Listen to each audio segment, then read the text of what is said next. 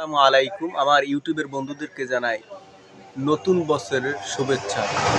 আর ইউটিউবে আমার ভিডিও ছাড়ি, আমার অনেক বন্ধুরাই দেখেন, কিন্তু ওই বন্ধুদের সাথে ওই রকমের আমার কথা বলা হয় না।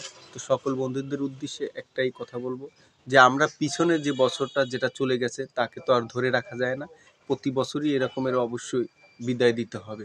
তো আমরা এই পিছনের যে বছরটা চলে গেছে, সেই বছর থেকে আমরা নিজের থেকে যে ভুল ভ্রান্তিগুলো করেছি, সেইগুলো থেকে আমরা শিক্ষা নিয়ে এই নতুন বছরে কিভাবে আমরা আরও সুন্দরভাবে জীবনযাপন করব এবং মানুষের সাথে মিলেমিশে কাজ করব এবং মানুষকে ভালোবাসা দেব, কিভাবে এই বছরটা সুন্দরভাবে আরও এরকমেরই একসময় বছরটাকে বিদায় জানাইতে হবে। তো অবশ্যই তো বছর শেষে আমরা চিন্তা করি যে আমরা ওই বছরটা কি করেছি, সামনের বছরটা আমরা কি করব।